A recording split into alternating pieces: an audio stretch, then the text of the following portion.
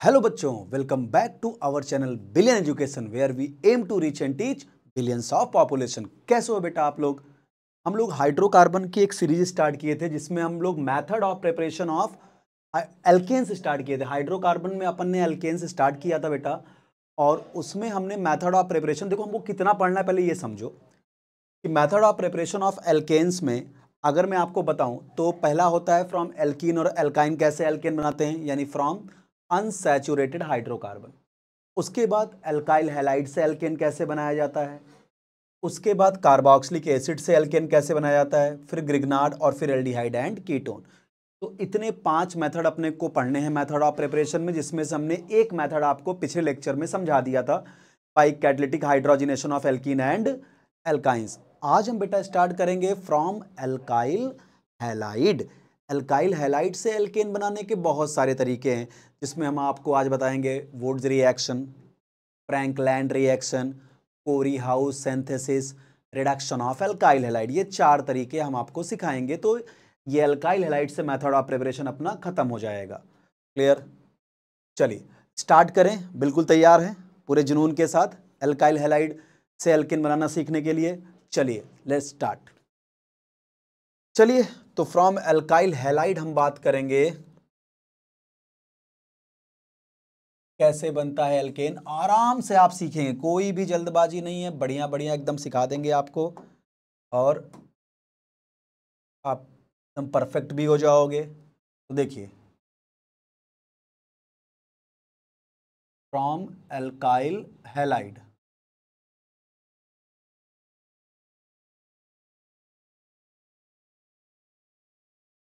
From alkyl halide, यानी alkyl halide से हम बेटा कैसे बनाएंगे एल्केन्स। तो देखो, इसमें मैं जो तरीके पहले लिख देता हूं जिससे आपको एक दिमाग में वो चल जाए कि आपको पढ़ना कैसे है, तो आपको ज़्यादा अच्छा समझ में आ जाएगा। ये देखिए, फ्रॉम एल्काइल हैलाइड। अब इससे बनाने के जो तरीके हैं बेटा, वो है मैं आपको 4 बताऊंगा। पहले आप एक फ्लो चार्ट देख लीजिए कैसे आपको पढ़ना है।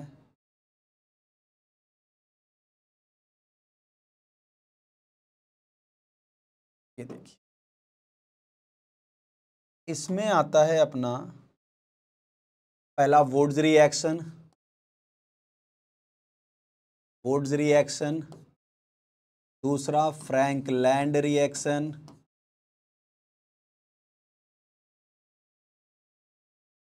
तीसरा कोरी हाउस सिंथेसिस,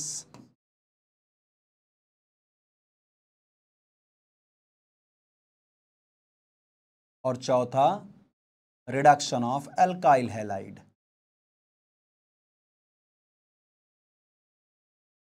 ये 4 तरीके बताऊंगा, तो इससे एल्काइल हैलाइड से एल्केन बनाना पूरी तरीके से बेटा कवर हो जाएगा। तो चलिए बिना देर के स्टार्ट करते हैं पहला तरीका, फ्रॉम वुड्स रिएक्शन। अब वुड्स रिएक्शन क्या है ये सब अपन समझेंगे। तो पहला स्टार्ट कर रहे हैं वुड्स रिएक्शन। आराम से समझिएगा, कोई जल्दबाजी नहीं है, बहुत डिटेल में रिएक्शन खत्म करेंगे, इसके बाद कुछ यहाँ पे बचेगा नहीं। वुड्स रिएक्शन, वुड्स रिएक्शन क्या होता है देखो, व्हेन एल्काइल हैलाइड, अगर पहले मैं इसका स्टेटमेंट लिखूं, when alkyl halide react with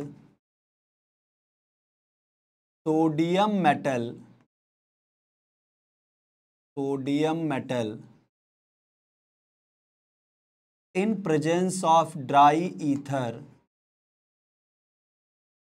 dry ether solvent लेते हैं, यानी ether without moisture, in presence of dry ether, when alkyl halide react with sodium metal in presence of dry ether, higher alkanes are obtained। Higher alkane मतलब जितने carbon का alkyl halide ले रहे हो उससे डबल कार्बन का alkene मिलेगा। एक कार्बन का एल्काइल हैलाइड लोगे 2 कार्बन का एल्केन मिलेगा, 2 कार्बन का लोगे 3 कार्बन का मिलेगा, और 4 कार्बन का मिलेगा, 3 कार्बन का लोगे तो 6 कार्बन का एल्केन मिलेगा, 4 कार्बन का एल्काइल हैलाइड लोगे तो 8 कार्बन का एल्केन। जस्ट डबल कार्बन का एल्केन मिलता है। वो सब डबल कार्बन का क्यों मिलता है वो सब मैं अभी थोड़ी देर बाद आपको समझाता हूँ, डाइमराइजेशन क्या होता है। Higher alkanes are obtain, higher alkanes are obtained. जब आप एल्काइल हैलाइड का रिएक्शन सोडियम और ड्राई ईथर से कराते हो तो हायर एल्केन बनता है, इसको वुड्स रिएक्शन, ये तो नेम रिएक्शन है तो कैसे लिखोगे ये। अब एक इसके बाद इस पे एक एग्जांपल देंगे। जैसे मान लो, एग्जांपल कैसे लिखोगे, मान लो मेरे पास कोई एल्काइल हैलाइड है RX, अब एरो के ऊपर लिख दिया सोडियम और यहां लिख दिया बेटा ड्राई ईथर। तो देखो आपको करना क्या है, बना देना है आपको RR higher alkane plus NaX। कैसे बना मैं आपको हल्का सा पहले बताता हूं, फिर ट्रिक वगैरह आगे बताऊंगा। देखो क्या है, एल्काइल हैलाइड का रिएक्शन सोडियम मेटल के साथ, तो आप 2 बार एल्काइल हैलाइड को ऐसे पलट के लिख लो in presence of dry ether, यहां से 2NaX बाहर हो जाएगा और ये R और ये R डाइमराइज हो जाएंगे और बन जाएगा RR प्लस 2NaX, ये बन जाएगा हायर एल्केन। जैसे अगला एक एग्जांपल लेते हैं, देखते चलिएगा।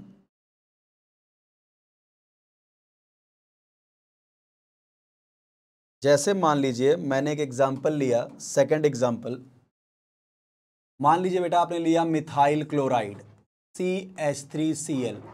अब इसके सामने आपने लिख दिया सोडियम और ड्राई ईथर, सोडियम और ड्राई ईथर। तो कैसे करना होगा, देखो अभी मैं ट्रिक बताऊंगा, CH3Cl प्लस 2Na, 2 बार सोडियम, और इस CH3Cl को पलट के लिख लो ऐसे ड्राई ईथर सॉल्वेंट की प्रेजेंस में। अब यहां से क्या करो, 2NaX बाहर कर दो, देखो 2NaCl बाहर,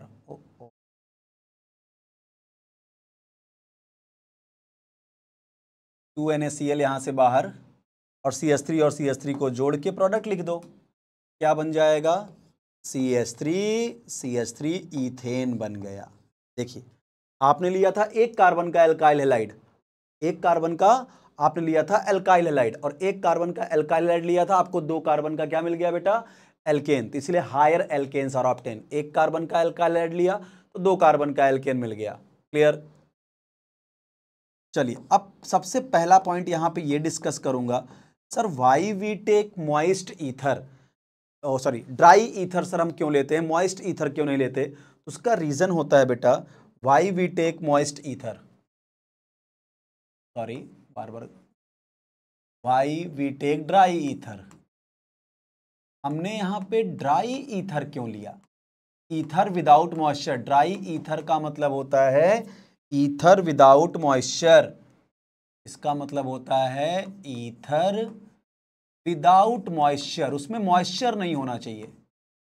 अब ऐसा इसलिए होता है, अभी थोड़ी देर बाद आप मैकेनिज्म देखोगे तो आपको समझेगा कि अगर समझो, अगर मॉइस्ट ईथर हुआ, सपोज करो इफ मॉइस्ट ईथर अपने पास रहा तो होगा क्या, अगर ईथर में मॉइस्चर होगा, तो ईथर में अगर मॉइस्चर होगा तो इसका मतलब क्या होगा, ईथर में वाटर वेपर होंगे। तो आपको पता जो एल्कली मेटल होते हैं ये पानी के साथ बहुत तेजी के साथ हाईली एक्सोथर्मिक रिएक्शन देते हैं। तो सोडियम जो है, सोडियम मेटल उस वाटर वेपर के साथ, मॉइस्चर के साथ रिएक्शन करके क्या बना लेगा, एल्कली। क्या बना लेगा, एल्कली। साथ में हाइड्रोजन गैस भी बनेगी, वो अंडरस्टूड है। क्लियर, एल्कली, और साथ में क्या बनता है, हाइड्रोजन गैस, और ये हाईली एक्सोथर्मिक रिएक्शन होती है, बहुत ज़्यादा हीट इवॉल्व होती है, उस हीट से इस हाइड्रोजन गैस का वॉल्यूम बढ़ता है और ये ब्लास्ट कर जाता है, एक्सोथर्मिक रिएक्शन होता है। इसीलिए, और क्योंकि आप जब देखोगे, अभी जब मैकेनिज्म बताऊंगा वुड्स की, तो आपको समझेगा कि अपने को सोडियम मेटल चाहिए, मुझे NaOH नहीं चाहिए, मुझे सोडियम मेटल का काम है। तो अगर आप मॉइस्ट ईथर लोगे बेटा तो तुम्हारा सोडियम मेटल उस मॉइस्चर के साथ रिएक्शन करके क्या बना लेगा, NaOH बना लेगा, सोडियम बचेगा ही नहीं, और हाईली एक्सोथर्मिक रिएक्शन होगी, ब्लास्ट होगा, एक्सोथर्मिक होगा। इसीलिए क्या होता है, यहाँ ड्राई ईथर लेते हैं जिससे सोडियम NaOH ना बन जाए। क्लियर, तो ये बात समझ में आ गया। क्लियर। अब अगर बात करें, चलिए अब जरा बात करते हैं कि इसकी मैकेनिज्म क्या होती है, कैसे ये रिएक्शन होते हैं। ठीक है, इस रिएक्शन की मैकेनिज्म बहुत डिटेल में वुड्स पढ़ाऊंगा, ध्यान देखिएगा, एक एक स्टेप को समझिएगा। अब जरा इस रिएक्शन की मैकेनिज्म के बारे में विचार करते हैं, फिर बहुत सारी बातें करेंगे। आज वुड्स में आप एकदम परफेक्ट बन जाओगे। आप जरा, ओहो, चलिए जरा अब इसकी मैकेनिज्म मचाते हैं। आइए, mechanism of Wurtz reaction, mechanism of Wurtz reaction, mechanism of Wurtz reaction. अब बेटा वुड्स रिएक्शन की जो मैकेनिज्म है, ये दो तरह की मैकेनिज्म यहां सजेस्ट की गई हैं। एक इसका आता है बेटा रेडिकल मैकेनिज्म और दूसरा आता है कार्बेनायन यानी आयनिक मैकेनिज्म। तो इसके पास दो तरह की मैकेनिज्म है अपने पास वुड्स की। एक है अपने पास रेडिकल मैकेनिज्म और दूसरी है आयनिक मैकेनिज्म। दो मैकेनिज्म है, पहली है रेडिकल मैकेनिज्म यानी free radical mechanism, radical mechanism, और दूसरी है आयोनिक या कार्बेनायन मैकेनिज्म।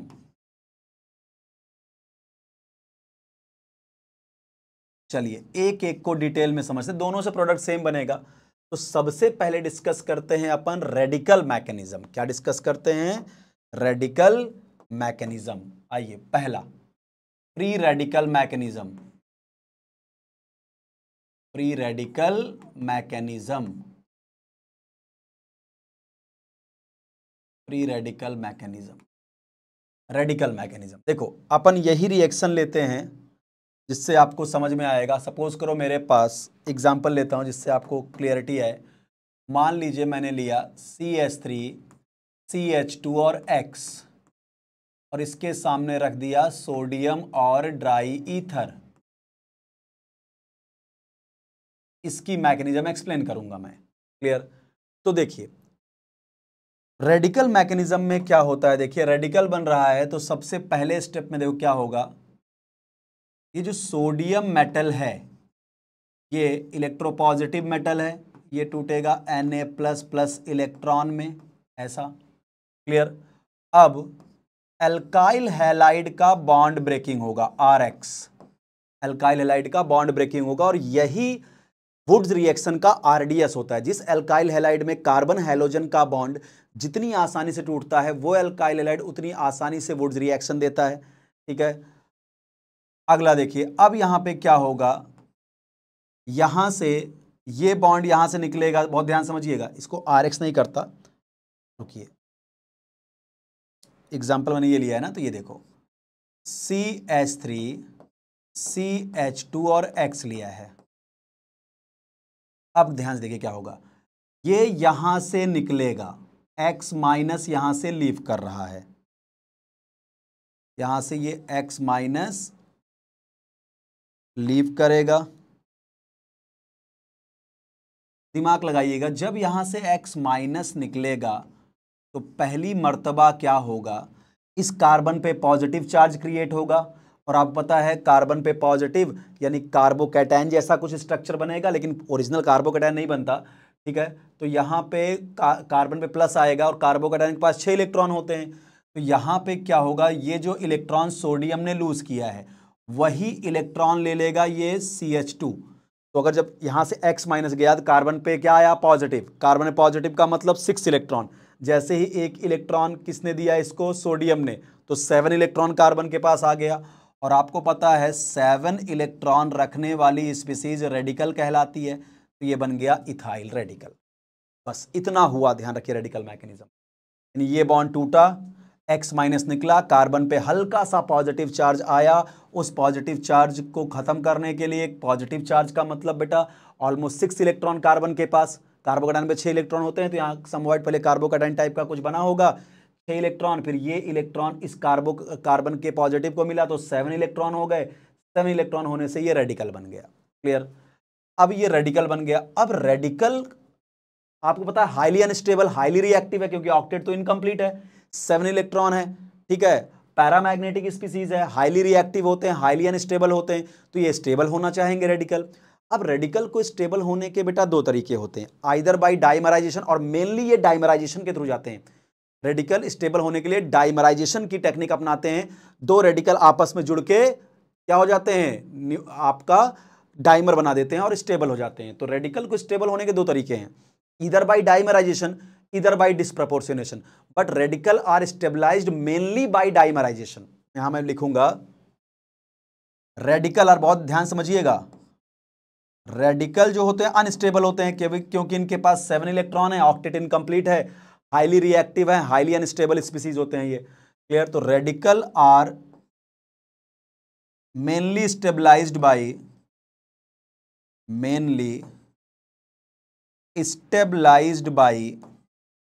डाइमराइजेशन। डाइमर बना के रेडिकल स्टेबल होते हैं। उसका भी रीजन बताऊंगा ऐसा क्यों, डाइमराइजेशन ये क्यों करते हैं। ठीक है, radical are mainly stabilised by dimerization, क्योंकि जब ये डाइमर बनाते हैं तो उस समय इनको कोई एक्टिवेशन एनर्जी की नीड नहीं होती। क्यों? देखो उसका रीजन बताता हूं, यहां पहले और लिख देता हूं, बिकॉज ड्यूरिंग डाइमराइजेशन, बहुत इंपॉर्टेंट पॉइंट बता रहा हूं, ड्यूरिंग डाइमराइजेशन, कि क्यों ये मेनली डाइमराइजेशन के थ्रू जाते हैं।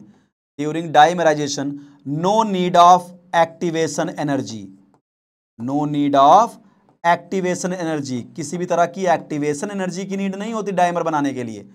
एक्टिवेशन एनर्जी, क्योंकि इटसेल्फ ये बहुत रिएक्टिव होते हैं, एक्टिवेशन एनर्जी। अब आप बोलोगे सर क्यों, ऐसा क्यों कि एक्टिवेशन एनर्जी की नीड नहीं होती? क्योंकि डाइमर के बाद क्या होता है, ये सिग्मा बॉन्ड बनाते हैं, और सिग्मा बॉन्ड बहुत स्ट्रांग बॉन्ड बनता है, तो इसका मतलब बहुत स्ट्रांग प्रोडक्ट बन रहा है, इसीलिए क्या होता है, ये मेनली डाइमराइजेशन के थ्रू जाते हैं। मतलब क्या हुआ, देखो कि जब ये डाइमर बनाएगा, सुनो ये है CH3CH2 रेडिकल, रेडिकल स्टेबलाइज्ड होते हैं बाय डाइमराइजेशन। ऐसा ही दूसरा रेडिकल आपस में जुड़ेगा, और जुड़ के क्या होगा, ये और ये डाइमर बना के बना देंगे ब्यूटेन। क्या बना देंगे? ब्यूटेन। तो आप खुद देखिए, जब ये डाइमर बना रहा है तो जब दोनों में इफेक्टिव कोलिजन हो रहा है तो बॉन्ड कौन सा बन रहा है, सिग्मा बॉन्ड। सिग्मा बॉन्ड एक स्ट्रांग बॉन्ड होता है, एक स्ट्रांग बॉन्ड का फॉर्मेशन हो रहा है। इसकी वजह से इस डाइमराइजेशन के लिए इनको किसी भी तरह की एक्टिवेशन एनर्जी की नीड नहीं होती, ये प्यार से डाइमर बनाते हैं। बस हाँ, एक बात को ध्यान रखना पड़ेगा कि अगर इनका साइज बढ़ाते जाओगे, रेडिकल का जब साइज बढ़ा, बहुत बल्कि रेडिकल जब बन जाएगा, बहुत बल्कि रेडिकल आ जाएगा, या स्टेरिकली क्राउडेड रेडिकल बनेगा, तब उसको डाइमर बनाने में दिक्कत होगी। क्योंकि तब जो अगर स्ट्रिक्टली हिंडर्ड रेडिकल है या बल्कि रेडिकल है, उनमें क्या होगा, रिपल्शन होगा। रिपल्शन होने की वजह से इफेक्टिव कोलिजन नहीं हो पाता। तो जब तक 1 डिग्री या 2 डिग्री रेडिकल है, तब तक रेडिकल, ध्यान से सुन लेना मेरी बात, 100% मजा आ जाएगा। जब तक 1 डिग्री या 2 डिग्री अल्काइल हैलाइड है, तब तक समझ जाना, अगर 1 डिग्री या 2 डिग्री अल्काइल हैलाइड ले रहे हो तो वुड्स रिएक्शन में हमेशा डाइमराइजेशन वाला प्रोडक्ट ही मेजर बनेगा। जब 3 डिग्री अल्काइल हैलाइड का वुड्स कराओगे तब डिसप्रपोर्शनेशन होगा, क्योंकि 3 डिग्री अल्काइल हैलाइड बहुत बल्कि है। जब बल्कि अल्काइल हैलाइड रेडिकल बनते हैं तो no doubt radical mainly stabilize होते हैं डाइमराइजेशन से। आप बोलोगे सर क्यों, उसका रीजन लिख दिया, क्योंकि जब रेडिकल डाइमर बनाते हैं रेडिकल, तो उनको किसी तरह की एक्टिवेशन एनर्जी की नीड नहीं होती। आप बोलोगे सर क्यों एक्टिवेशन एनर्जी की नीड नहीं होती? क्योंकि बॉन्ड कौन सा बन रहा है डाइमरेशन के बाद, सिग्मा बॉन्ड बन रहा है, एक स्ट्रॉन्ग बॉन्ड बन रहा है, इसीलिए आराम से रूम टेम्परेचर पे आराम से डाइमराइज हो जाते हैं, कोई एक्टिवेशन एनर्जी की नीड नहीं होती। लेकिन यह भी डिपेंड करता है कि कौन सा रेडिकल कितने अच्छे से डाइमराइज होगा, वो डिपेंड करेगा रेडिकल का साइज जितना छोटा होगा। जैसे जैसे तुम रेडिकल का साइज बढ़ाते जाओगे, जब रेडिकल बहुत बल्कि हो जाएंगे तो स्टेरिक रिपल्शन होगा दो रेडिकल के बीच। जब वो डाइमर बनने आएंगे, दोनों के जो आपके बल्कि ग्रुप हैं वो एक दूसरे को रिपेल मारेंगे, और जब रिपेल मारेंगे तो इफेक्टिव कोलिजन बल्कि रेडिकल का हो नहीं पाएगा, इसलिए बल्कि रेडिकल डाइमर नहीं बना पाते, वो डिसप्रपोर्शियोनेट हो जाते हैं। इसलिए ध्यान रखिएगा, radical are mainly stabilised by dimerisation because during dimerisation no need of activation energy because sigma bonds are formed after dimerisation. मजा आया या नहीं यार, बोलो। मजा ना आया तो पैसे वापस। क्लियर? क्योंकि मेनली डाइमर ही बनाते हैं। मैं बार बार बोल रहा हूं, बहुत इंटरेस्टिंग बात बता रहा हूं, कहीं मिलेगा नहीं ऐसा इतना डिटेल में कि क्यों डाइमर बना रहे हैं, उसका रीजन क्या हो रहा है। क्योंकि डाइमर बनाते समय no need of activation energy. आप क्वेश्चन पूछोगे सर क्यों, उसका रीजन है भाई, जब डाइमर बनते हैं तो सिग्मा बॉन्ड बन रहा है, सिग्मा बॉन्ड एक स्ट्रॉन्ग बॉन्ड बन रहा है, रिएक्शन एक स्ट्रॉन्ग बॉन्ड को बना रही है, इस रिएक्शन फेवर हो रही है बहुत अच्छे से। लेकिन ये भी प्रॉब्लम में तब आता है, रेडिकल को बहुत पसंद है डाइमर बनाना, लेकिन रेडिकल तभी तक डाइमर बना पाता है जब तक रेडिकल का साइज छोटा हो। रेडिकल बहुत भारी भारी आ गए, मोटे मोटे रेडिकल आ गए, बड़े बड़े टर्शरी एल्काइल हैलाइड लोगे तो टर्शरी फ्री रेडिकल बनेगा। तब इतने बल्कि रेडिकल जब डाइमर बनाने आते हैं तो रिपल्शन की वजह से वो डाइमर बना ही नहीं पाते, उनमें स्टेरिक रिपल्शन की वजह से इफेक्टिव कोलिजन हो ही नहीं पाता। इसकी वजह से वो डिसप्रपोर्शनेट हो जाते हैं और वुड्स रिएक्शन का मेन प्रोडक्ट होता है एल्केन, और एल्केन बनना कम हो जाता है। आइए आगे बताते हैं, मजा आना आए तो पैसे वापस। आइए, मजा आ जाएगा आज आपको वुड्स रिएक्शन में, याद रखोगे मुझे आप। चलिए अगला, तो पहला देखो मैंने क्या बताया, पहला देखो ये रेडिकल बना, radical are stabilized by inter combination. तो पहला क्या हुआ, देखो यहां ए लिख देता हूं, डाइमराइजेशन। रेडिकल को स्टेबल होने का पहला और खूबसूरत तरीका कौन सा होता है, डाइमराइजेशन। ठीक है, डाइमर बना के वो देखो ब्यूटेन बना लिया, 2 कार्बन का एल्काइल हैलाइड 4 कार्बन का एल्केन बन गया, higher alkanes are formed, dimerization हो गया। क्लियर। अब सेकंड जो तरीका होता है इनको स्टेबल होने का, वो डिपेंड करेगा कि रेडिकल का साइज अगर बड़ा है, सॉरी चलिए सेकंड वे है, मैकेनिज्म का सेकंड पार्ट आता है डिसप्रपोर्शियोनेशन। रेडिकल को स्टेबल होने का दूसरा तरीका डिसप्रपोर्शियोनेशन। डिसप्रपोर्शियोनेशन क्या होता है, जब सेम ही कंपाउंड का या सेम ही एलिमेंट का ऑक्सीडेशन और उसी का रिडक्शन होता है बेटा, उसको डिसप्रपोर्शियोनेशन बोलते हैं। तो अब देखिए मेरे पास क्या यही रेडिकल बना था, क्या यही रेडिकल बना था, CH3CH2 रेडिकल। अब ये डिसप्रपोर्शियोनेट कैसे होगा जरा ये देखो, CH2 और CH3 को मैं ऐसा लिख देता हूं, डिसप्रपोर्शियोनेशन। देखिए इसको भी तोड़ूंगा रेडिकल में, क्योंकि कार्बन हाइड्रोजन की इलेक्ट्रोनेगेटिविटी में बहुत ज़्यादा फर्क नहीं होता, रेडिकल में टूट जाएगा। अब ये देखो, ये रेडिकल यहां आएगा, हाइड्रोजन रेडिकल इसके साथ जुड़ेगा, तो बताओ ये तो CH3, जब ये H रेडिकल इसके साथ जुड़ा तो क्या बन गया, CH3 इथेन बन गया। और साथ में ये रेडिकल जब इंटर कंबाइन कर जाएगा, सॉरी रेडिकल जब 1-2 पे होते हैं तो एल्कीन बनता है, तो एल्कीन बनेगा। तो देख रहे हैं कि इथेन का, अगर मैं आपसे बोलूं कि इथेन का अगर मैंने वुड्स कराया, अब जरा पिछले स्लाइड पे चलते हैं, इसका अगर अपन ने वुड्स कराया तो प्रोडक्ट क्या क्या बना, बहुत ध्यान सुनना, प्रोडक्ट क्या बना, एक तो ब्यूटेन बना, प्रोडक्ट क्या क्या बना, एक तो बना ब्यूटेन। बहुत इंटरेस्टिंग बात बताऊंगा, सुनना, एक बना ब्यूटेन जो इसका मेन प्रोडक्ट होगा, क्योंकि वुड से एल्केन बनते हैं। दूसरा, स्मॉल अमाउंट में इथेन भी बना, थोड़ा सा इथीन भी बना। बट सुनिएगा, मेरी बात सुनिएगा, ये टोटल प्रोडक्ट इतने बने।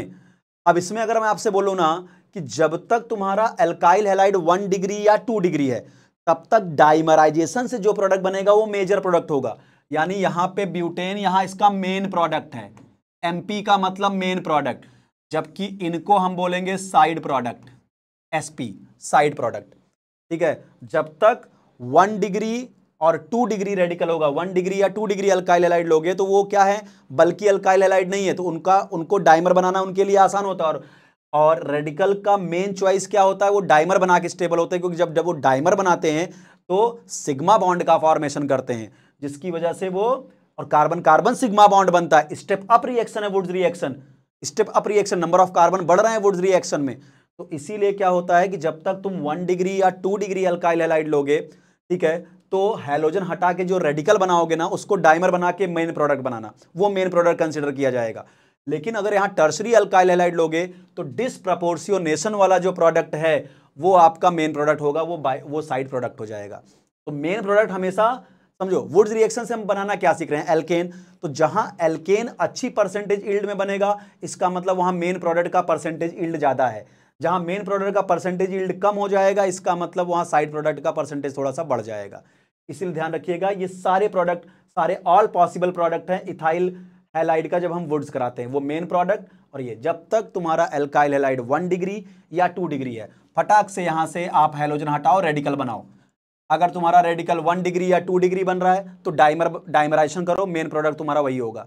और अगर ये 3 डिग्री है तो 3 डिग्री से आपका मेन प्रोडक्ट का परसेंटेज कम हो जाएगा, क्योंकि डाइमर बनेगा तो साथ में एल्कीन्स वगैरह बन जाएगी, तो मेन प्रोडक्ट का कॉन्सेंट्रेशन कम होगा, बाई प्रोडक्ट का कॉन्सेंट्रेशन बढ़ेगा। और इसीलिए बोला जाता है बेटा कि टर्शरी एल्काइल हैलाइड को हम नहीं सेलेक्ट करते वुड्स रिएक्शन से एल्केन बनाने के लिए, क्योंकि टर्शरी एल्काइल हैलाइड बल्कि एल्काइल हैलाइड है, उसका जो रेडिकल बनता है वो बल्कि बनता है, वो इफेक्टिव कोलिजन नहीं कर पाता, इसलिए डाइमर नहीं बना पाता, इसीलिए एल्कीन्स वगैरह बन जाती हैं जो मेन प्रोडक्ट वुड्स का नहीं है। क्योंकि वुड्स रिएक्शन हमने क्या पढ़ाया, when alkyl halide is react with sodium metal and dry ether higher alkanes are obtain.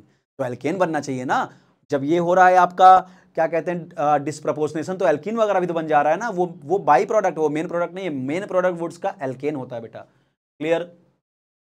चलिए, तो ये आपको समझ में आएगा डाइमराइजेशन, और अगला आपको समझ में आ गया डिस्प्रपोर्शनेशन। क्लियर? अच्छा, अब एक बात मैं आपको समझा देता हूं जिससे आपको समझ में आओगा। देखो, अगर जैसे मान लो हमने एक रेडिकल लिया, ये देखिए, ये 2 रेडिकल हैं, साइज में छोटे हैं, 1 डिग्री। अगला देखो, 2 रेडिकल मान लो कोई अल्काइल हैलाइड है जिससे ये रेडिकल क्रिएट हुआ, ये भी साइज में छोटा है, 1 डिग्री रेडिकल है। ध्यान से देखते रहो, ये 1 डिग्री रेडिकल है, टॉप टू बॉटम चल रहे हैं। हाँ, अब मान लो एक रेडिकल अपने पास ये आया, देखो साइज में बढ़ गया रेडिकल। रेडिकल देखो टॉप टू बॉटम जब मैं चल रहा हूं, मैं रेडिकल के साइज को बढ़ा रहा हूं, ध्यान सुनना। ये रेडिकल, जो बात बताऊंगा आप एकदम खुश हो जाएंगे। देखो, ये आप मान चलना, यहां से क्लोरीन लगा था, हैलोजन लगा था, निकल गया वो। ये देखिए, ये आया। आप बताइए, जब आप टॉप टू बॉटम चल रहे हो, जब आप टॉप टू बॉटम चल रहे हो, जब आप टॉप टू बॉटम चल रहे हो, बहुत ध्यान समझिएगा, जब आप टॉप टू बॉटम मूव कर रहे हो, तो आप जरा बताइए क्या साइज ऑफ, जब आप टॉप टू बॉटम मूव कर रहे हो इधर से इधर, तो बताइए क्या साइज ऑफ फ्री रेडिकल बढ़ रहा है? Yes sir, size of free radical को FR लिख रहा हूं, साइज ऑफ फ्री रेडिकल बढ़ रहा है, फ्री रेडिकल का साइज बढ़ रहा है। हाँ सर, बढ़ रहा है। टॉप टू बॉटम चलने पर साइज ऑफ फ्री रेडिकल बढ़ रहा है। अगर साइज ऑफ फ्री रेडिकल बढ़ेगा, रेडिकल का साइज बढ़ाते जाओगे तो डाइमराइजेशन की रेट कम होती जाएगी, क्योंकि बड़े बड़े रेडिकल डाइमर नहीं बना पाते, रेडिकल को पसंद है डाइमर बनाना, लेकिन जैसे रेडिकल का साइज बढ़ाओगे तो उन 2 बड़े बड़े साइज के रेडिकल में इफेक्टिव कोलिजन नहीं हो पाता, जिससे वो डाइमर नहीं बना पाते अच्छे से, वो डिस्प्रपोर्शनेशन में चले जाते हैं। इसका मतलब अगर रेडिकल का साइज बढ़ेगा तो क्या रेट ऑफ डाइमराइजेशन घटेगा? रेट ऑफ डाइमराइजेशन घटेगा, रेट ऑफ डाइमराइजेशन डिक्रीज होगा, जिससे क्या रेट ऑफ डिस्प्रपोर्शनेशन इंक्रीज होगा। यस, जो बड़े बड़े रेडिकल होंगे वो डिस्प्रपोर्शनेट होंगे, रेट ऑफ डिस्प्रपोर्शनेशन बढ़ेगा, जिससे क्या होगा, कॉन्सेंट्रेशन ऑफ मेन प्रोडक्ट घटेगा। भाई, जो एल्केन बनने का रेट है वो कम होने लगेगा, मेन प्रोडक्ट का कॉन्सेंट्रेशन कम होने लगेगा, कॉन्सेंट्रेशन ऑफ मेन प्रोडक्ट कम होगा, और कॉन्सेंट्रेशन ऑफ साइड प्रोडक्ट बढ़ेगा, जो वुड्स का मेन प्रोडक्ट नहीं गिना जाता है, साइड प्रोडक्ट का कॉन्सेंट्रेशन बढ़ेगा। बहुत खूबसूरत बातें मैंने लिख दिया कि जैसे जैसे रेडिकल का साइज बढ़ेगा वैसे वैसे डाइमर बनाने की टेंडेंसी रेडिकल की कम होने लगेगी, डाइमरेशन की रेट कम हो जाएगी, डिस्प्रपोर्शनेशन की रेट बढ़ जाएगी। और आपको पता है वुड्स का मेन प्रोडक्ट एल्केन होता है, और एल्केन तब बनता है जब डाइमर बनता है। क्लियर? जब डाइमरेशन होता है, इसीलिए मेन प्रोडक्ट का कॉन्सेंट्रेशन कम होने लगता है और बाई प्रोडक्ट का बढ़ने लगता है। तो इसीलिए बोला जाता है कि वुड्स रिएक्शन में हम कभी भी टर्शरी अल्काइल हैलाइड का वुड्स नहीं कराते, क्योंकि टर्शरी एक बल्कि रेडिकल क्रिएट करता है जो डाइमरेशन में नहीं जा पाता, डिस्प्रपोर्शनेशन में जाके मेजर प्रोडक्ट एल्कीन देता है। क्लियर? तो ये बात आप ध्यान रखेंगे। क्लियर? तो यहां पे मैं कुछ बातें लिख ले रहा हूं, आपको बताता हूं जैसे आपको समझ में आए। आइए, आपको एक सिंपल सी हिंट दे देता हूं, सुनो। नोट पॉइंट देखो, नोट पॉइंट। पहला, जब अगर आप 1 डिग्री एल्काइल हैलाइड या फिर 2 डिग्री एल्काइल हैलाइड का वुड्स कराओगे, वुड्स रिएक्शन, तो डाइमराइजेशन होगा, डाइमराइजेशन फेवर होगा, जिससे क्या होगा, कॉन्सेंट्रेशन ऑफ मेन प्रोडक्ट बढ़ेगा। यानी ये अच्छी रिएक्शन मानी जाएगी एल्केन को बनाने के लिए अगर आप 1 या 2 डिग्री एल्काइल हैलाइड का वुड्स कराते हो।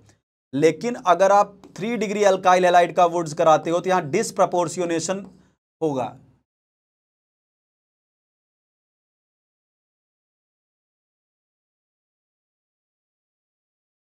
डिसप्रपोर्शियोनेशन फेवर होगा, डाइमर नहीं बन पाएगा, यहां पे उसका यील्ड बहुत कम होगा डाइमर वाले का, डिसप्रपोर्शनेशन बढ़ेगा, जिससे कॉन्सेंट्रेशन ऑफ मेन प्रोडक्ट कम हो जाएगा। यानी एल्केन जो बनना था, वो जो मेन प्रोडक्ट एल्केन होता था उसका कॉन्सेंट्रेशन कम होगा, बाई प्रोडक्ट का कॉन्सेंट्रेशन ज्यादा होगा। तो अपने को तो मेन प्रोडक्ट से मतलब होता है ना बेटा, बाई प्रोडक्ट से थोड़ी मतलब होता है। इसीलिए वुड्स रिएक्शन में tertiary alkyl halide is avoided. In Wurtz reaction we cannot used tertiary alkyl halide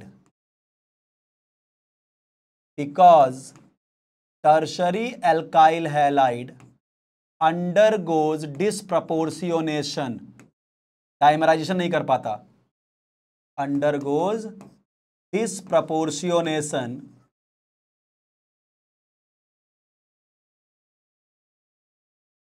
rather than dimerization, क्योंकि बहुत बल्की रेडिकल है तो डाइमर नहीं बना पाता, स्टेरिक रिपल्शन होने की वजह से इफेक्टिव कोलिजन नहीं हो पाता बड़े बड़े रेडिकल में, rather than dimerisation. So concentration of main product decreases. और अपने को तो एल्केन बनाना था ना वुड से, एल्कीन थोड़ी अपना मेन प्रोडक्ट है, डिक्रीजेज। इसीलिए वुड्स रिएक्शन कराते समय हम 1 डिग्री अल्काइल हैलाइड चूज करते हैं, 2 डिग्री 3 डिग्री का सोडियम ड्राईथर करके हम कभी एल्केन बनाने का प्रयास नहीं करते। क्या ये बात पहले आपको समझ में आ गई? तो आपको रेडिकल मैकेनिज्म समझा, एक बार फिर से रिवाइज कर दूं। देखो दो तरह की मैं रेडिकल और आयनिक, रेडिकल मैकेनिज्म इसको हटाया, रेडिकल बनाया, ठीक है, सोडियम ने इलेक्ट्रॉन लूज किया, इलेक्ट्रॉन यहां से X माइनस निकला, यहां प्लस आया, उसको 1 इलेक्ट्रॉन मिला, तो कार्बन पे प्लस यानी 6 इलेक्ट्रॉन, 1 इलेक्ट्रॉन मिलते हैं 7, यानी रेडिकल बन गया। अब रेडिकल को स्टेबल होने के दो तरीके, इधर बाय डाय, मेनली रेडिकल को पसंद क्या है, रेडिकल को पसंद है स्टेबल होने के लिए डायमर बनाना। डिसप्रपोर्शनेशन उसकी बेटर चॉइस नहीं होती, मजबूरी में वो डिसप्रपोर्शनेशन करता है उसको। मेनली मैंने क्या लिखा, देखो यहां प्यार से देखो क्या लिखा है, मेनली स्टेबलाइज्ड बाय डाइमराइजेशन। क्योंकि जब डाइमर बनता है तो कोई किसी भी तरह की इनको एक्टिवेशन एनर्जी की नीड नहीं होती, क्योंकि जब डाइमर बनता है तो देखो सिग्मा बॉन्ड बनता है, सिग्मा बॉन्ड स्ट्रॉन्ग बॉन्ड होता है, इसीलिए स्ट्रॉन्ग बॉन्ड का फॉर्मेशन होता है डाइमर के बाद, इसीलिए ये डाइमरेशन फेवर करते हैं। लेकिन इसमें भी प्रॉब्लम है कि रेडिकल डाइमर तभी तक बना पाते हैं जब तक वो साइज में छोटे हों। जब बल्कि रेडिकल, बल्कि एल्काइल हैलाइड लेते हो, टर्शरी एल्काइल हैलाइड या स्टेरिकली हिंडर्ड एल्काइल हैलाइड लेते हो, तब वो क्या होता है, बल्कि एल्काइल हैलाइड का जो रेडिकल बनता है, बल्कि एल्काइल हैलाइड का जो रेडिकल बनता है उसमें डाइमराइजेशन नहीं हो पाता, क्योंकि बल्कि साइज में रिपल्शन ज्यादा होता है, इफेक्टिव कोलिजन हो नहीं पाता, इसलिए वो डिसप्रपोर्शनेशन करते हैं। इसीलिए हम वुड्स रिएक्शन केवल 1 डिग्री और 2 डिग्री अल्काइल हैलाइड को का सोडियम ड्राईथर करके वुड्स बनाते हैं, 3 डिग्री का नहीं, क्योंकि 3 डिग्री डिसप्रपोर्शनेट होके साइड प्रोडक्ट देता है, और जब तक डाइमर होगा तब तक मेन प्रोडक्ट का यील्ड ज्यादा होगा एल्केन का। इतनी बातें समझ में आई क्या? चलिए आगे बढ़ते हैं। अब आते हैं नेक्स्ट आते हैं अब, हाँ, रेडिकल मैकेनिज्म होगा। अब आयनिक मैकेनिज्म देखो, सेकंड इसकी कौन सी मैकेनिज्म है, आयोनिक मैकेनिज्म, आयोनिक मैकेनिज्म या carbon ion mechanism, ionic mechanism. देखिए इसमें क्या होता है, अपन ने लिया, मान लीजिए सेम लेते हैं एल्काइल हैलाइड CH3 CH2X ये है, और यहां लिख दिया मैंने सोडियम ड्राई ईथर। अब आयनिक मैकेनिज्म में क्या होता है वो देखो ध्यान से, आयनिक मैकेनिज्म में वही सेम चीज है, सोडियम वहां पे टूटा था, यहां पे भी क्या होगा, आयोनाइज होगा sodium, 2Na plus 2 electron. Clear. अब मैंने लिया एल्काइल हैलाइड। कार्बन हैलोजन का बॉन्ड टूटना ही वुड्स रिएक्शन का आरडीएस होता है, जितनी आसानी से ये बॉन्ड टूटेगा। तो देखो, अब अगर मैं बात करूं आपसे, यहां पे देखो 2 इलेक्ट्रॉन है, ध्यान से देखना, ये 2 इलेक्ट्रॉन है, ये बॉन्ड टूटेगा रेडिकल में, रेडिकल रेडिकल। देखो आयनिक मैकेनिज्म में रेडिकल में तोड़ रहा हूं, रेडिकल मैकेनिज्म में आयंस में तोड़ा था। तो अब देखो ये रेडिकल है, इसके पास कितने इलेक्ट्रॉन हुए, 7। एक इलेक्ट्रॉन ये ले लेगा तो 8 इलेक्ट्रॉन हो जाएगा, और ये वाला इलेक्ट्रॉन इसको मिलेगा तो ये X माइनस बन जाएगा। तो यहां पे देखो क्या बन जाएगा, देखो CH3, भाई रेडिकल के पास 7 इलेक्ट्रॉन, अब एक आ गया तो 8, और 8 इलेक्ट्रॉन कार्बन के पास आ गया, यानी कार्ब एनायन बन गया। क्या बन गया, कार्ब एनायन बन गया। क्लियर। अब ये कार्ब एनायन एल्काइल हैलाइड पे दो तरह से अटैक करेगा, इधर बाई, या तो ये एक्ट करेगा एज अ न्यूक्लियोफाइल, या तो ये एक्ट करेगा बेस। क्योंकि बेटा न्यूक्लियोफाइल, बेस और लिगैंड में बड़ा सिंपल सा डिफरेंस होता है, कि मैं आपको बता देना चाहता हूं कि देखो कोई भी अगर जो इलेक्ट्रॉन पेयर डोनर स्पीसीज होती है, जिसके पास लोन पेयर है या जिसके पास नेगेटिव चार्ज है, अगर वो अपने नेगेटिव चार्ज या लोन पेयर को कार्बन को डोनेट करती है तो इसको बोलते हैं न्यूक्लियोफाइल। क्या बोलते हैं, न्यूक्लियोफाइल। अगर कोई इलेक्ट्रॉन पेयर डोनर अपने इलेक्ट्रॉन पेयर को H+ यानी प्रोटॉन को डोनेट करता है तो इस इलेक्ट्रॉन पेयर डोनर को बोलते हैं बेस। और अगर कोई इलेक्ट्रॉन पेयर डोनर जिसके पास नेगेटिव या लोन पेयर है अपने इलेक्ट्रॉन पेयर को मेटल को डोनेट करता है, तब इसको बोलते हैं लिगैंड। यानी न्यूक्लियोफाइल, बेस और लिगैंड एक ही चीज है, बस डिपेंड करता है किसको डोनेशन हो रहा है। इलेक्ट्रॉन पेयर अगर नेगेटिव चार्ज या लोन पेयर कार्बन को डोनेट हो रहा है तो न्यूक्लियोफाइल, कोई अपना नेगेटिव या लोन पेयर H+ प्रोटॉन को डोनेट कर रहा है तो बेस, और मेटल को डोनेट कर रहा है तो लिगैंड बनता है, लिगैंड बोलते हैं उसको। चलिए, तो अब ये जो CH3COO- है, यहां पे लिख रहा हूं, अब इसके आगे if CH3CH2- act as a nucleophile, अगर ये न्यूक्लियोफाइल के जैसे काम करता है तो कैसे, देखो, तो अगर ये न्यूक्लियोफाइल है CH3CH2- तो ये एल्काइल हैलाइड पे अटैक मारेगा, SN2 रिएक्शन होगी। मैंने एल्काइल हैलाइड 1 डिग्री ही लिया है, रिएक्शन मोस्टली SN2 मैकेनिज्म से होती है। तो ये इस पे अटैक करके इस लीविंग ग्रुप को बाहर करता है, जिससे बन गया आपका मेन प्रोडक्ट ब्यूटेन। ये देखिए जहां रेडिकल में भी ब्यूटेन बना था, ये हो गया ब्यूटेन।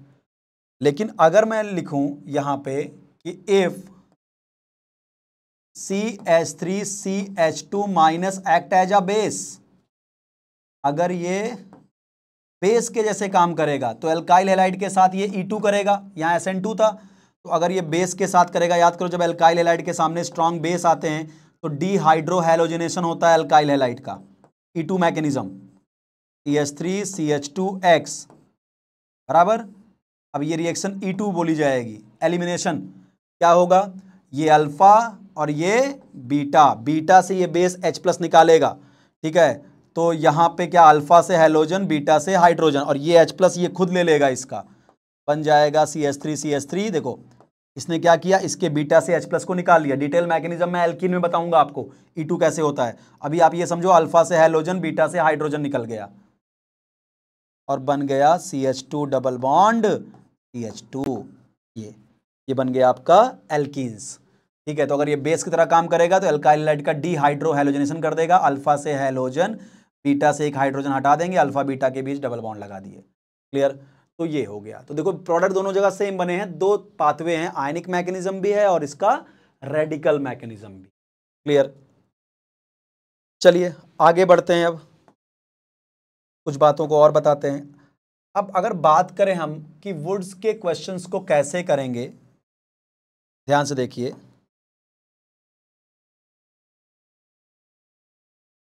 चलिए पहले कुछ नोट पॉइंट कवर करते हैं। नोट पॉइंट, वुड्स के क्वेश्चन के लिए कुछ नोट पॉइंट। जैसे मान लीजिए मैं आपसे बोलूं पहला point very important, by Wurtz reaction we can never prepare methane. आप वुड्स रिएक्शन से मीथेन नहीं बना सकते, पहला point. By Wurtz reaction we can never form या नेवर प्रिपेयर्ड मीथेन। हम वुड्स रिएक्शन से मीथेन नहीं बना सकते, पहला इंपॉर्टेंट पॉइंट। सर क्यों, जरा रीजन बताओ। यार एक बात बताओ, वुड्स रिएक्शन में जो भी तुम एल्काइल हैलाइड लोगे उसका जैसे हैलोजन हटाओगे रेडिकल बनेगा और रेडिकल डाइमर बनाएगा। तो अगर आपको मीथेन बनाना है, आप याद करो, एक कार्बन का एल्काइल हैलाइड लोगे तो एक कार्बन जब डाइमर बनाएगा 2 कार्बन का एल्केन बनेगा ना। अब इसमें तो खुद ही एक कार्बन है, अब एक कार्बन का एल्केन बनाना है तो तुमको कोई आधा कार्बन का एल्काइल हैलाइड चाहिए, और आधा कार्बन नाम की कोई चीज तो होती नहीं है, इसीलिए वुड्स रिएक्शन से आप मीथेन नहीं बना सकते। Clear. Second, it is step up reaction. ये एक स्टेप अप रिएक्शन है। स्टेप अप रिएक्शन का मतलब क्या होता है कि नंबर ऑफ कार्बन इसमें बढ़ते हैं, नंबर ऑफ कार्बन बढ़ते हैं। आपने एक कार्बन का एल्काइल हैलाइड लिया, जब वो डाइमर बनाया 2 कार्बन का बना, नहीं स्टेप अप हुआ, नहीं, एक कार्बन से आप 2 कार्बन, 2 कार्बन से आप 4 कार्बन, तो नंबर ऑफ कार्बन बढ़ रहे हैं प्रोडक्ट में, इसका स्टेप अप रिएक्शन है ये, it is a step up reaction. तीसरा, it is step up reaction है और आप मीथेन नहीं बना सकते। अच्छा सुनो, अगर मैं यहां पे क्या बोलूं, वुड्स रिएक्शन, देखिए जब तक आपका ये बात करूं कि अगर एक ही टाइप का रेडिकल क्रिएट हो रहा है एल्काइल हैलाइड से, when one type of radical are dimerized then concentration of main product increases, when 2 different type of radical are dimerized concentration of main product is decreases। मैं बता रहा हूं, when, जितनी बात लिखा रहा हूं बहुत इंपॉर्टेंट है, when one type of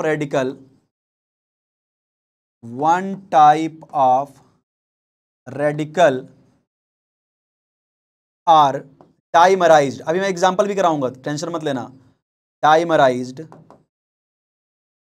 then concentration of main product यानी alkane, concentration of main product increases यानी alkane का concentration बढ़ेगा, while when dimerization of 2 different type of radical, when dimerization of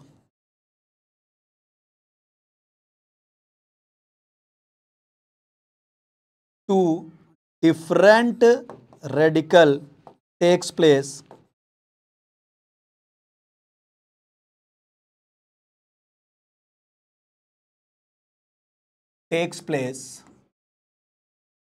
then concentration of main product decreases, concentration of main product decreases। मैं समझाता हूं, आप tension मत लीजिए। जैसे मानिए एग्जाम्पल, मान लो एग्जाम्पल लिया मैंने नंबर 1, मेरे पास केवल एक एल्काइल हैलाइड ये था CH3CH2Cl, अब इसका मैंने करा दिया सोडियम ड्राई ईथर। तो अब इसका ट्रिक सुनो क्वेश्चन बनाने का। अब ये 1 डिग्री रेडिकल यहां से क्रिएट होगा, यानी डाइमर वाला ही प्रोडक्ट मेजर बनेगा। चलो आप क्या करो, जब भी वुड्स का प्रोडक्ट बनाना हो, आप कार्बन हैलोजन के बॉन्ड को तोड़ के कार्बन पे रख दो रेडिकल, कार्बन पे क्या रख दो, रेडिकल। अब ये 1 डिग्री रेडिकल है तो ये डाइमर बनाएगा, जब डाइमर बनाएगा तो क्या बन जाएगा, CH3CH2CH2CH3 यानी ब्यूटेन बन जाएगा। ठीक है, मेन प्रोडक्ट बनेगा, क्योंकि यहाँ पे डिस्प्रपोर्शनेशन बहुत कम बनेगा, क्योंकि 1 डिग्री रेडिकल है तो मोस्टली ये डाइमराइजेशन से के थ्रू जाएगा, तो मेन प्रोडक्ट का कॉन्सेंट्रेशन बहुत ज्यादा होगा, बाई प्रोडक्ट बहुत कम होगा। लेकिन अगर मान लो मैं 2 डिफरेंट एल्काइल हैलाइड के बीच में वुड्स कराऊं, मान लो मैंने ले लिया एक मिथाइल क्लोराइड और एक ले लिया मैंने इथाइल क्लोराइड, मैंने 2 डिफरेंट एल्काइल हैलाइड लिया और उनका वुड्स कराया, तब यहां पे क्या होगा, देखो जब 2 डिफरेंट एल्काइल हैलाइड लोगे तो क्या वुड्स में 2 डिफरेंट रेडिकल नहीं बनेंगे, इसको भगाओगे तो एक बनेगा मिथाइल रेडिकल और यहां से क्लोरीन हटाओगे एक बनेगा इथाइल रेडिकल, और दोनों 1 डिग्री रेडिकल हैं तो डाइमराइजेशन के थ्रू ही जाएंगे। लेकिन होगा क्या, आपका मेन प्रोडक्ट तुम क्या एक्सपेक्ट कर रहे थे, मेन प्रोडक्ट था CH3CH2CH3, प्रोपेन बनाना चाह रहे थे भाई, आप क्या भाई, आपने एक कार्बन का एल्काइल हैलाइड और 2 कार्बन का एल्काइल हैलाइड लिया था, तो आपके दिमाग में क्या चल रहा था कि एक कार्बन के एल्काइल हैलाइड से हाइड्रोजन हटाऊंगा तो एक कार्बन का रेडिकल बनेगा, 2 कार्बन के एल्काइल हैलाइड से हाइड्रोजन हटाऊंगा 2 कार्बन का रेडिकल बनेगा, और दोनों को जब मैं डाइमराइज करूंगा 3 कार्बन का एल्केन बनना चाहिए। बिल्कुल सही। लेकिन यहां प्रॉब्लम क्या है, 3 कार्बन का एल्केन आपका मेन प्रोडक्ट था, लेकिन यहां पे प्रॉब्लम क्या है कि भाई रेडिकल कोई भी हो तो सब डाइमर बना सकते हैं ना। तो हो सकता है भाई ये CH3 जो रेडिकल है ये भी तो अपना डाइमर बना सकता है। ये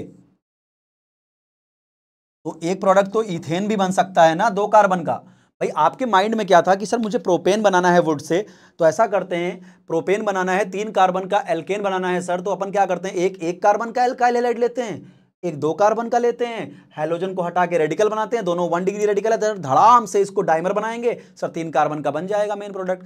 लेकिन बेटा यहां मिथाइल रेडिकल भी तो डाइमर बना सकता है। अब इथाइल रेडिकल भी तो डाइमराइज हो सकता है ना, यहां नंबर ऑफ प्रोडक्ट आपको मिलेंगे। इथाइल भी तो डाइमराइज हो सकता है ना, ये देखो ये जो इथाइल रेडिकल है ये भी तो डाइमराइज होगा, ये भी तो डाइमराइज हो जाएगा ना। क्लियर। और एक आप जो सोच रहे थे कि मिथाइल और इथाइल, बट इससे क्या होगा, बनेगा आपका प्रोडक्ट, ऐसा नहीं है, लेकिन आपके प्रोडक्ट की परसेंटेज यील्ड कम होगी, प्रोपेन बहुत कम परसेंटेज में बनेगा।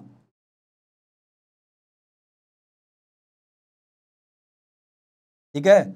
ये तो यहां पे क्या हो जाएगा, जब एक ही तरह के रेडिकल डाइमराइज होते हैं तब मेन प्रोडक्ट का कॉन्सेंट्रेशन ज्यादा होता है। देखो methyl methyl same same radical dimerise हो रहे हैं तो इसका परसेंटेज ज्यादा है, इथाइल इथाइल दो सेम रेडिकल डाइमराइज हो रहे हैं तो जो बना है उसका परसेंटेज ज्यादा है। जो जब दो डिफरेंट रेडिकल के अंदर डाइमरेशन होता है तो प्रोडक्ट जो बनता है उसका परसेंटेज कम होता है। वही मैं लिखा हूं, while when dimerization of two different radical takes place concentration of main product decrease। तो यहां प्रोपेन का परसेंटेज बहुत कम होगा, लेस परसेंटेज यील्ड होगी यहां प्रोपेन की, क्योंकि दो डिफरेंट रेडिकल के बीच में क्या हो रहा है, डाइमराइजेशन, लेस परसेंटेज यील्ड होगी इसकी, प्रोपेन बहुत कम परसेंटेज में बनेगा।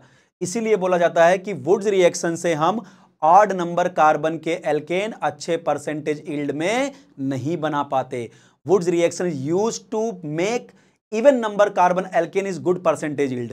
2 कार्बन का एल्केन 4 का 6 का 8 का वुड से अच्छे से बनेगा, लेकिन तो ऑड नंबर कार्बन के एल्केन 3 का एल्केन 5 का एल्केन 7 का एल्केन वुड्स रिएक्शन से अच्छे परसेंटेज यील्ड में नहीं बनेगा। भाई 5 का बनाना है, तुम क्या क्या करोगे, तुम क्या करोगे, एक 3 का लोगे एक 2 का लोगे, तो 2 वाला कार्बन, 2 वाले जो कार्बन होंगे 2 रेडिकल बनाएंगे, 4 वाला 3 6 वाला। लेकिन जब दो डिफरेंट रेडिकल, दो डिफरेंट कार्बन के रेडिकल जब डाइमराइज होते हैं तो जो परसेंटेज ऑफ मेन प्रोडक्ट होता है वो कम होता है।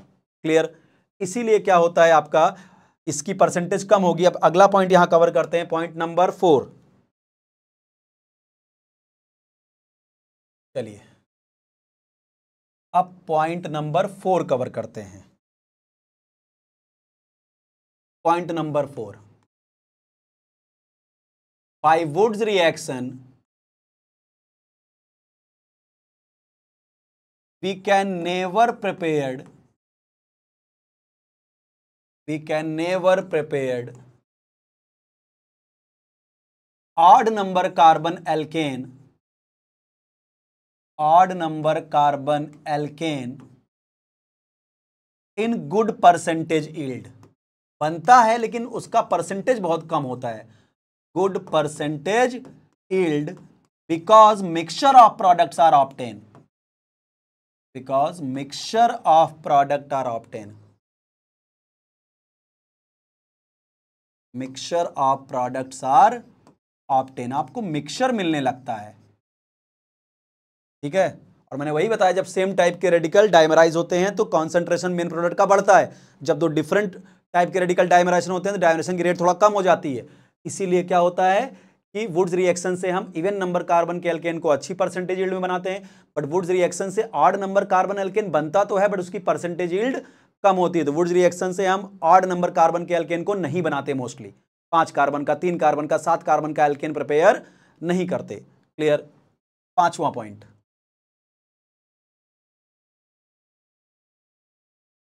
Woods reaction are useful to form even number carbon alkane is good percentage yield. Even number carbon alkane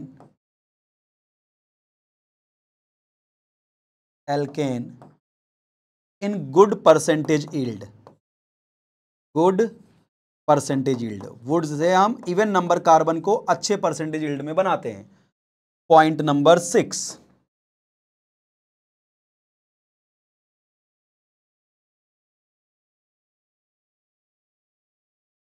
woods reaction का यूज हम करते हैं नंबर ऑफ कार्बन को इंक्रीज करने के लिए. This reaction is useful to increase the number of carbon. क्योंकि देखो एक कार्बन का एल्काइल हैलाइड लिए तो 2 कार्बन का एल्केन बन गया, 2 कार्बन का लोगे तो 4 कार्बन का एल्केन बनेगा. Wurtz reaction are used to increase the number of carbon in to increase the number of carbon to increase the number of carbon. इसका हम नंबर ऑफ कार्बन को बढ़ाने के लिए वुड्स रिएक्शन का यूज कर सकते हैं. Point number 7. अगर मैं अब बात करूं आपसे रिएक्टिविटी की, कौन सा एल्काइल हैलाइड कितना ज्यादा रिएक्टिव होगा वुड्स रिएक्शन में, तो सीधी सी बात है, एक बात और लिख देता हूं. क्या? reactivity of rate of reaction of alkyl halide in Woods reaction is inversely proportional to steric hindrance. भाई आपको पता है ना, जितना छोटा एल्काइल हैलाइड होगा उतना प्यारा डाइमराइजेशन होगा. भाई अगर आप बहुत बड़े बड़े एल्काइल हैलाइड ले लोगे, जो टर्शरी एल्काइल हैलाइड, तो क्या होगा, उसका डाइमर नहीं बन पाएगा ना. अगर डाइमर नहीं बन पा रहा है तो concentration of main product alkane का कम हो जाएगा. डिसप्रपोर्शनेशन से बाई प्रोडक्ट का कॉन्सेंट्रेशन बढ़ेगा.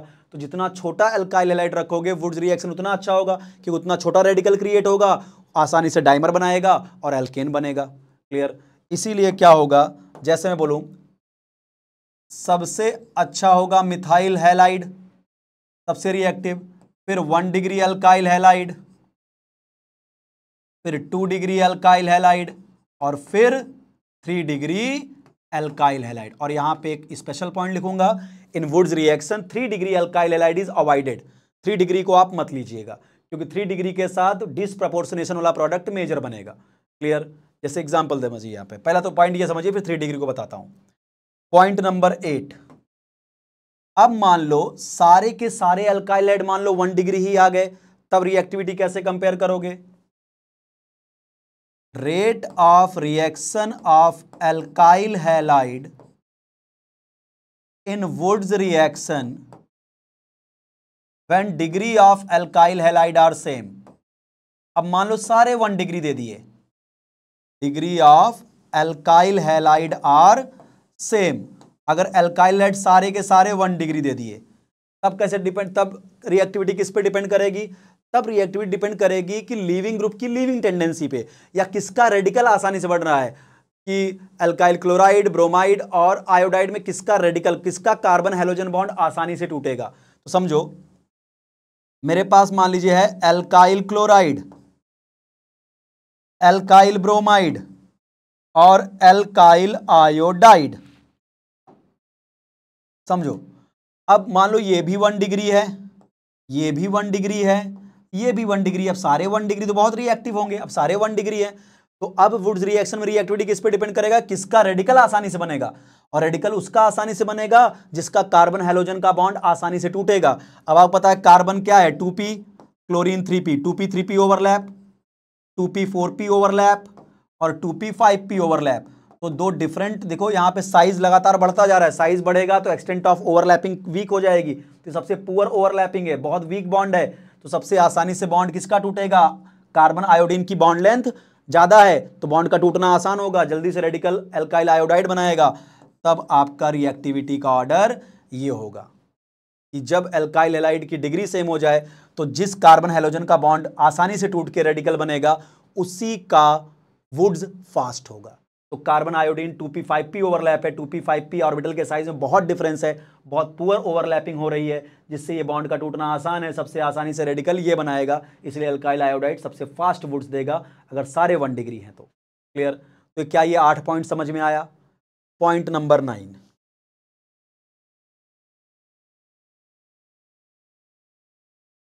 चलिए पॉइंट नंबर 9 कवर करते हैं।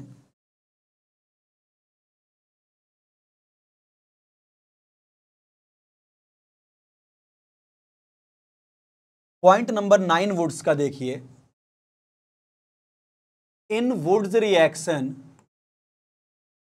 3 degree alkyl halide is avoided. 3 degree alkyl halide is avoided. 3 degree alkyl halide नहीं लेते। क्लियर? रीजन उसका क्या होता है? देखो आपको होता है 3 डिग्री क्या है? स्ट्रिक्टली हिंडर्ड एल्काइल हैलाइड है। मान लो तुमने लिया 3 डिग्री एल्काइल हैलाइड, ये लिया तुमने 3 डिग्री एल्काइल हैलाइड। अब इसका तुम वुड्स करा रहे हो, सोडियम ड्राई ईथर, तो इसको हटा के अगर तुम रेडिकल बनाओगे, अब टर्सरी रेडिकल आपको पता है बहुत बल्की रेडिकल है। अब जब बल्की रेडिकल है तो इसके जो डाइमर वाला प्रोडक्ट बनेगा वो माइनर बनेगा।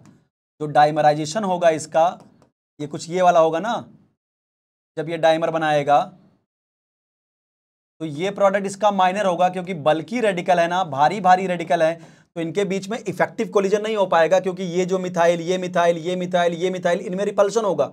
रिपल्सन से ये करीब ही नहीं आ पाएंगे, इफेक्टिव कोलिजन हो ही नहीं पाएगा, जिसकी वजह से ये जो प्रोडक्ट बनेगा आपका, जो डाइमर की वजह से बना, वो माइनर होगा। जबकि अपने वुड्स का मेजर प्रोडक्ट एल्केन होना चाहिए था, क्योंकि ये एल्केन बनाने की मेथड है।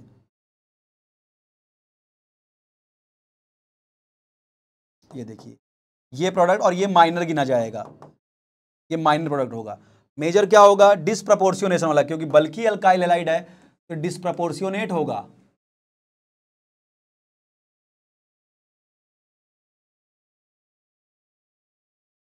देखो कैसे करेंगे हम,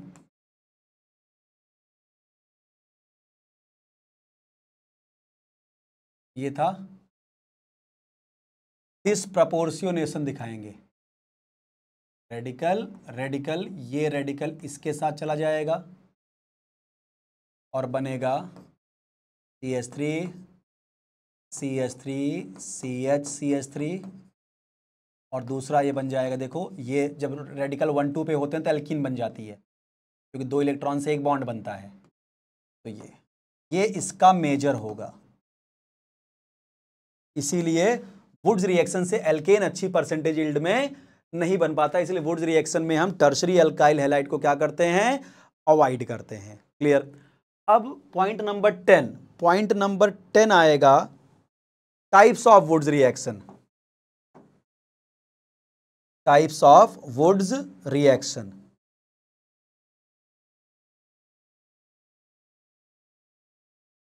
चलिए देखते हैं टाइप्स ऑफ वुड्स रिएक्शन।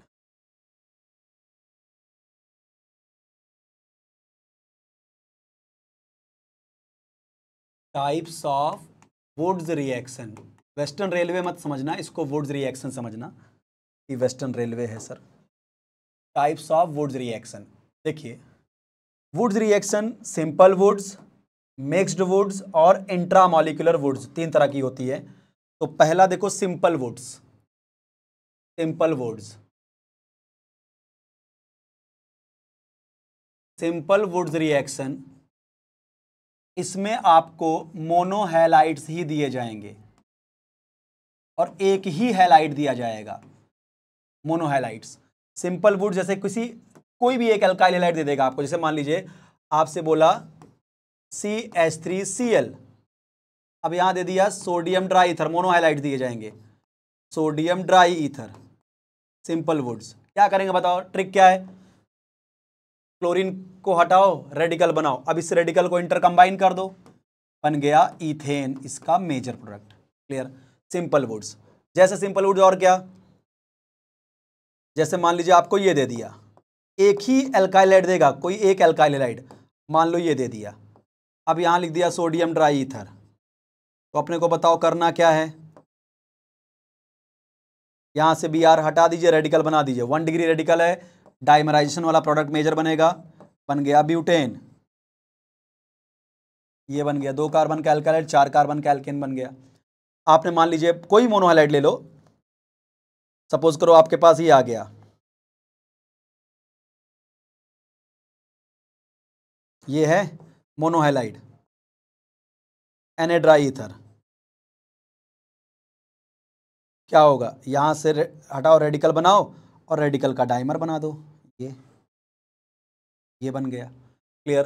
तो सिंपल वुड्स में क्या होगा, मोनोहाइलाइड दिए जाएंगे, कोई एक ही एल्काइल हैलाइड आपको दिया जाएगा, उसका आप Na ड्राई ईथर करा दो, आराम से रेडिकल हटाओ और रेडिकल को इंटरकंबाइन करके बना दो। सेकंड आता है मिक्स्ड वुड्स, सिंपल वुड्स। दूसरा आता है मिक्स्ड वुड्स रिएक्शन।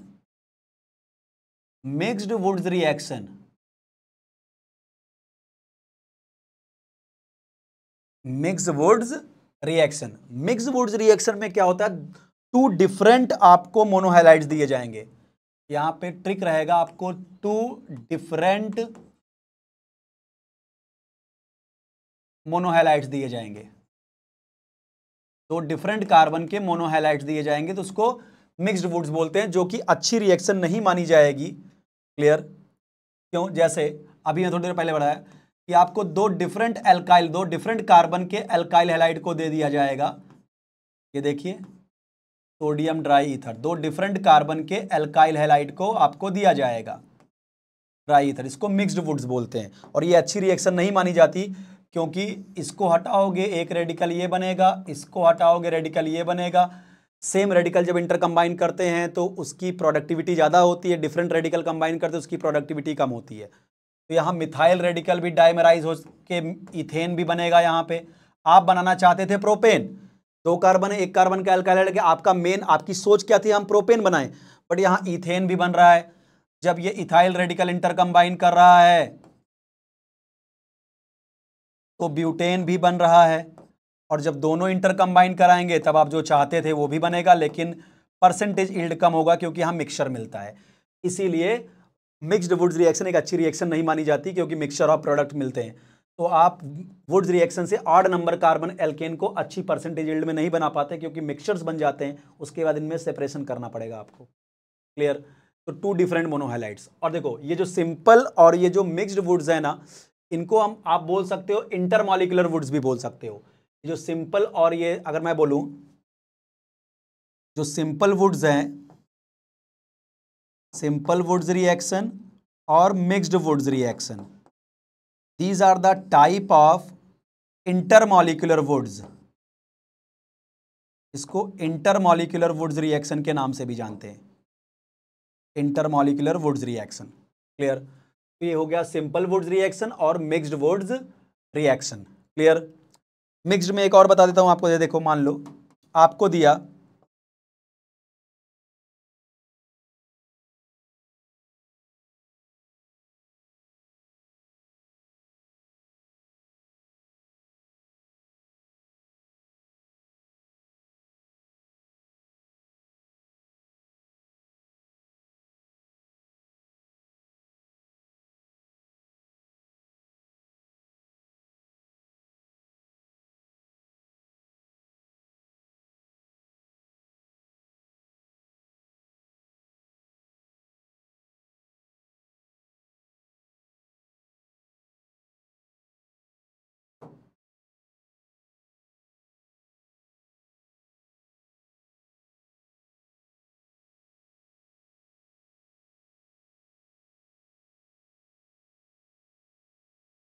चलिए, जैसे मैं आपसे एक बात बोलूं, यहां पे सपोज करिए आपको एक क्वेश्चन दिया CH3X C2H5X प्लस C3H7X। अब यहाँ सोडियम ड्राई ईथर, और आपसे मैं बोलूँ कि क्या क्या प्रोडक्ट यहाँ पॉसिबल है, तो आप जरा बताओ। आप इसको हटाओ तो ये radical methyl radical, ethyl radical, और ये आपका प्रोपाइल रेडिकल। जब मिथाइल रेडिकल इंटर कंबाइन करेगा तो क्या इथेन बनेगा एक प्रोडक्ट C2H6 प्लस जब ये करेगा तो C4H10 ब्यूटेन बनेगा और जब ये करेगा तो C3H7 तो ये हो जाएगा तो C6H14 हेक्सेन बनेगा, C6H14 हेक्सेन बनेगा। और ये तो क्या हुआ पहले सेम का, ये आपस में इंटर कंबाइन किए, आपस में। अब ये दोनों देखो, इथेन बन गया, ब्यूटेन बन गया, हेक्सेन। अब जब 1 और 2 कंबाइन करेंगे तो C3 और 5 6 7 8 C3H8 एक प्रोपेन भी बनेगा, यस। और जब ये दोनों कंबाइन करेंगे 3 2 5 एक पेंटेन भी बनेगा, C5H12। अब बोलोगे सर ये और ये प्रोपेन, इथेन बन गया, ब्यूटेन बन गया, हेक्सेन बन गया, ये कंबाइन किए प्रोपेन बना, ये कंबाइन किए 3 2 5 पेंटेन बना। और कुछ कंबाइन कर सकता सर 3 और ये 4, 3 और ये इंटर कंबाइन करें C3H7 और ये, तो 3 1 4, तो C4 7 3 10 H10 वो ऑलरेडी बना हुआ है तो वो दोबारा नहीं बनेगा। क्लियर? तो ये हो गया आपका पॉसिबल प्रोडक्ट सारे। ठीक है, समझ में आया? ये simple Wurtz and mixed Wurtz, ये इंटरमॉलिक्यूलर वुड्स रिएक्शन के टाइप होते हैं, इंटरमॉलिक्यूलर वुड्स। इसके बाद आता है इंट्रामॉलिक्यूलर वुड्स, तीसरा टाइप आता है इंट्रामॉलिक्यूलर वुड्स।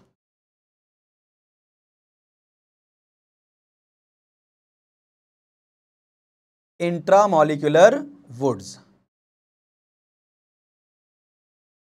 तीसरा आ जाता है बेटा इंट्रामॉलिक्यूलर वुड्स।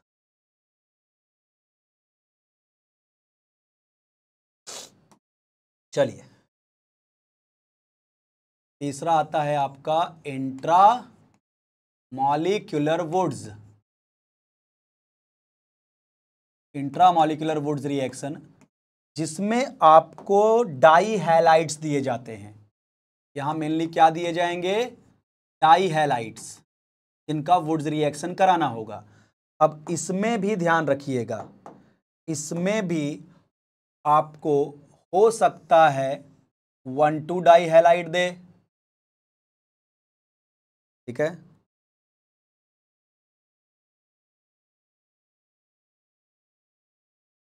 इसमें आपको हो सकता है 1,2 डाई हैलाइड्स दे, एग्जाम्पल भी कराऊंगा। तो 1,2 डाई हैलाइड का जब भी तुम कराओगे वुड्स रिएक्शन, WR का मतलब वुड्स रिएक्शन, तो हमेशा प्रोडक्ट मोस्टली एल्कीन बनेगा 1,2 का। जैसे एग्जाम्पल देखो, एग्जाम्पल की बात करें, जैसे मान लो ये है,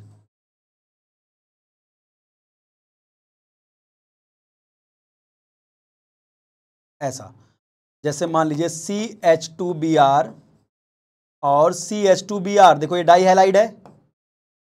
अब यहां लिख दिया sodium dry ether, dihalide दिया, यानी वो इंट्रामॉलिक्यूलर वुड्स है। क्या करोगे बताओ? इसको हटा के बनाओगे रेडिकल, इसको हटा के बनाओगे रेडिकल। अब जब 2 रेडिकल 1,2 पे होते हैं तो जुड़ के क्या बना देते हैं? डबल बॉन्ड, ये बन गया एल्कीन। ठीक है, जब 1,2 डाई हैलाइड होगा तो मोस्टली एल्कीन बनता है। अब जब 1,3 डाई हैलाइड होगा, 1,3 1,4 1,5 ये सब देंगे डाई हैलाइड्स, हैलाइड्स दिए जाएंगे, तब साइक्लिक कंपाउंड्स बनते हैं और उनका वुड्स रिएक्शन कराओगे तो साइक्लिक कंपाउंड्स बनते हैं, मेनली साइक्लिक कंपाउंड्स बनते हैं। सर एक एग्जांपल बता दीजिए, आइए इसका एग्जांपल लीजिए। जैसे मान लीजिए ये दिया, आराम से देखिए। अब ये डाई हैलाइड है, हाँ सर डाई हैलाइड है। यहाँ से Br हटाइए, यहाँ रेडिकल, यहाँ से Br हटाइए, यहाँ रेडिकल। देखिए 1 2 3 पे रेडिकल है, जब दोनों रेडिकल को जोड़ोगे साइक्लोप्रोपेन बन जाएगा। तो जब 1,3 1,4 1,5 हाइलाइट्स वगैरह दिए जाएंगे तो साइक्लिक कंपाउंड्स बना करते हैं। तो ये टाइप्स ऑफ वुड्स है, सिंपल वुड्स, मिक्स्ड वुड्स और इंट्रामॉलिक्यूलर वुड्स। अब आइए इस पे जरा कुछ क्वेश्चंस करते हैं वुड्स पे, तो आपको अंदाजा हो जाएगा क्या करना है। चलिए, question based on woods reaction. चलिए देखिए, अब ये डाई हैलाइड है, डाई हैलाइड इसका मतलब ये इंट्रामॉलिक्यूलर वुड्स है। डाई हैलाइड इसका मतलब ये क्या है? इंट्रामॉलिक्यूलर वुड्स है। वुड्स में करना क्या, देखो कैसा है ये, 1 2 3 4 1 4 डाई हैलाइड। क्या करिए बिंदास, क्लोरीन को हटाइए, यहां रेडिकल बनाइए, इधर से क्लोरीन को भगाइए, रेडिकल बनाइए।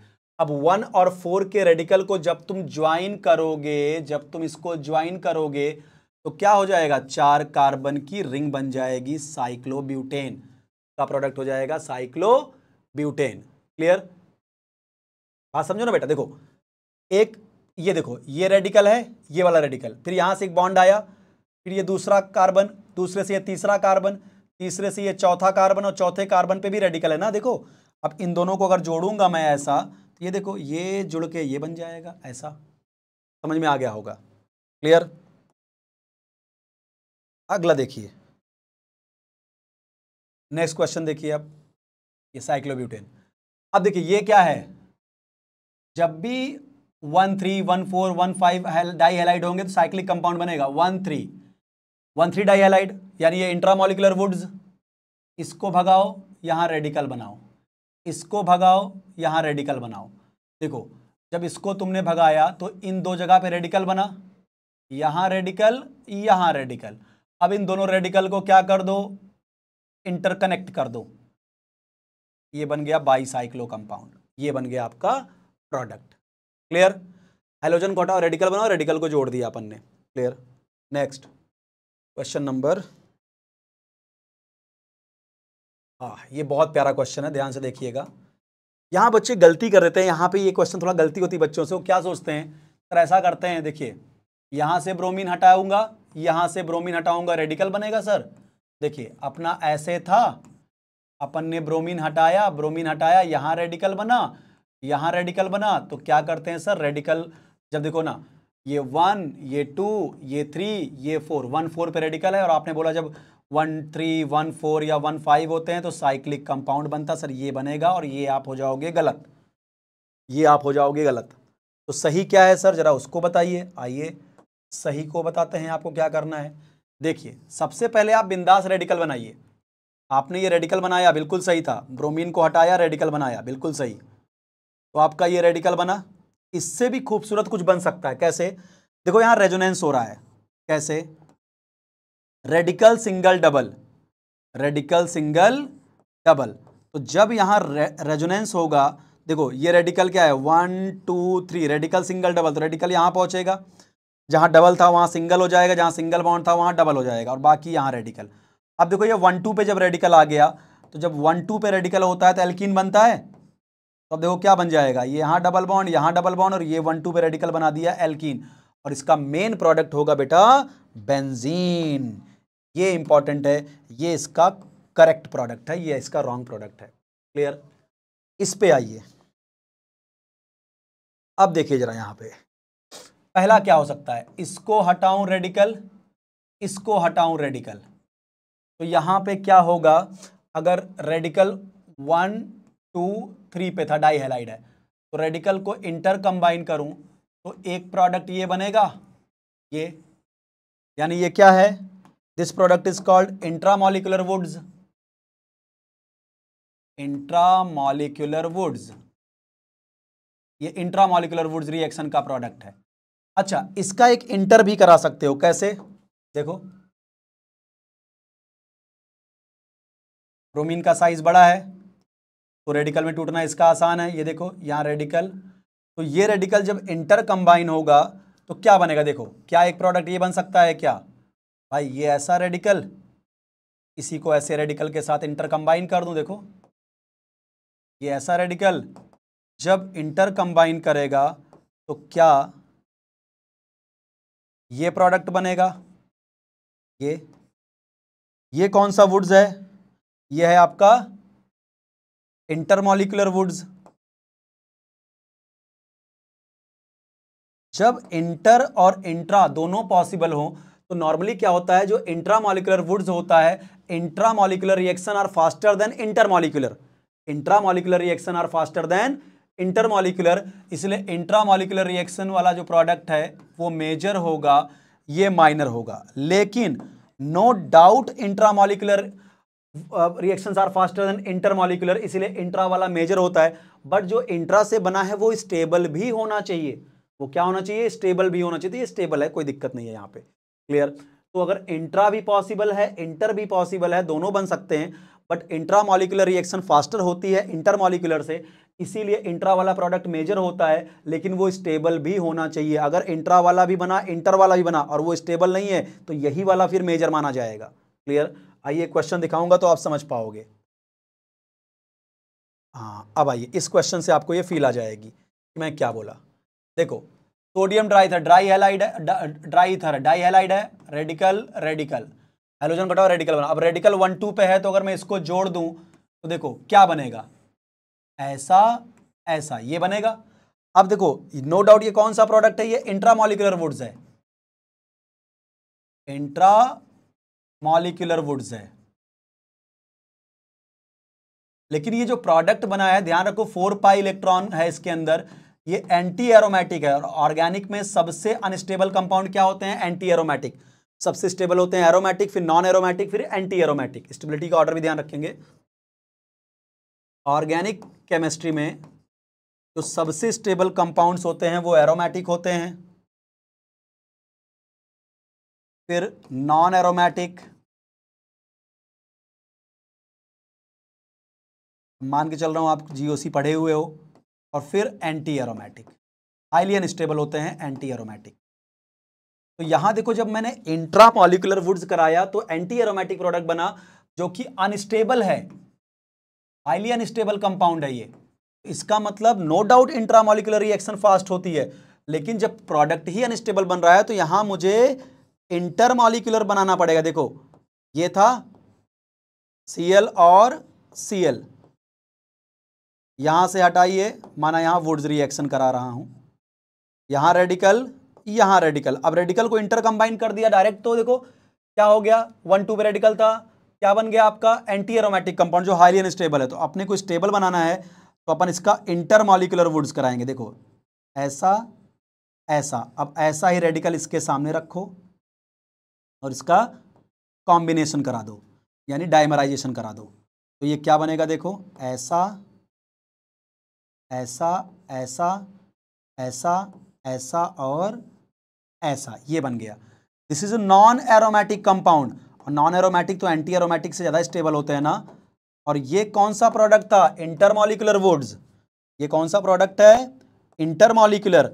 नो डाउट इंट्रा और इंटर दोनों पॉसिबल होते हैं, तो इंट्रामॉलिक्यूलर रिएक्शन फास्ट होती है किससे, इंटर से, और इंट्रा वाला ही मेजर बनता है। लेकिन इंट्रा वाला स्टेबल भी तो होना चाहिए। अब ये अनस्टेबल है इसलिए मैंने इंटर वाला स्टेबल बना दिया। ये मेन प्रोडक्ट है, ये मेजर है वो माइनर है, ठीक है, ये इसका माइनर प्रोडक्ट है और ये इसका मेजर प्रोडक्ट है, ठीक है। नॉन एरोमेटिक है जो एंटी एरोमेटिक से बहुत स्टेबल होता है। ये सब तो आसान क्वेश्चन है। मोनोहैलाइड, सिंपल हैलाइड, यहां हटाया रेडिकल बनाया, जब एक ही रेडिकल है तो इंटर कंबाइन कर दीजिए बस। एक रेडिकल ये, ऐसा ही एक रेडिकल इसके सामने लाइए, दोनों को जोड़ दीजिए। जब आप दोनों को जोड़ देंगे तो कुछ ऐसा कंपाउंड बन जाएगा। ये देखिए ये हो गया आपका, ठीक है। नेक्स्ट अगला देखिए,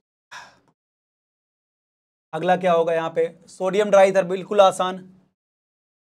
इसको हटाइए, यहाँ पे रेडिकल लाइए, यानी एक रेडिकल अपने पास ये है, एक रेडिकल ये है, 1 डिग्री रेडिकल है तो आराम से डाइमराइज होगा, यानी जब डाइमर बनेगा तो कुछ ये प्रोडक्ट बन जाएगा। हो गया खत्म, इन दोनों को आपस में जोड़ दिया, रेडिकल और रेडिकल को, हो गया क्लियर। अगला देखिए, ये तो आराम से डाई हैलाइड, 1 2 डाई हैलाइड एल्कीनी बनेगा।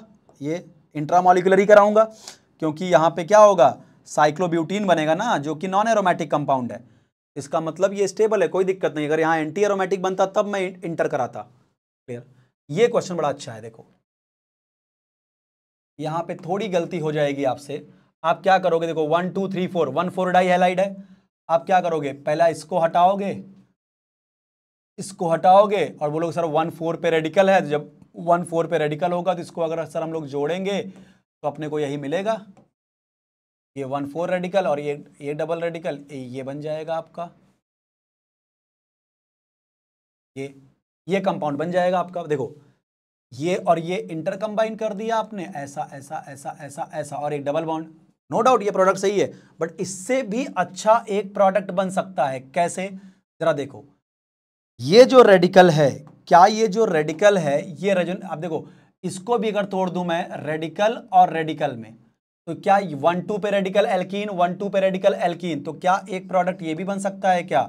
CH2 double bond CH single bond CH double bond CH2, और ये एल्कीन रेजोनेंस स्टेबलाइज्ड एल्कीन बन गई, रेजोनेंस स्टेबलाइज्ड प्रोडक्ट बना, इसीलिए ये इसका मेजर प्रोडक्ट होगा। वुड्स का मेजर ये होगा, ये माइनर होगा। तो ये वुड्स रिएक्शन से रिलेटेड क्वेश्चंस कंप्लीट हुए। अब इधर एक अगला टाइप का क्वेश्चन वुड से बनता है, उसको भी ध्यान से देखो क्या बोल रहा है। देखिए, थोड़ा पानी पी लूं, गला गीला कर लूं।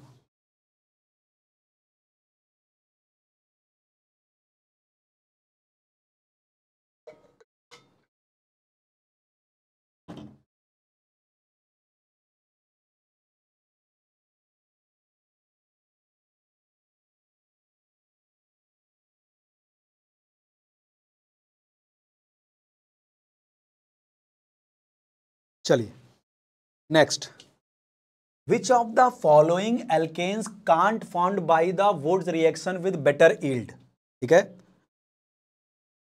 चलिए हाँ, तो देखिए कौन सा एल्केन वुड्स रिएक्शन, देखो क्वेश्चन को समझना क्या बोल रहा है। Which of the following alkanes can't formed by Wurtz by better yield, जो अच्छी यील्ड में नहीं बनेगा, ये बात को समझना, जो बेटर यील्ड में नहीं बनेगा वो पूछा जा रहा है आपसे। क्लियर, समझा क्या?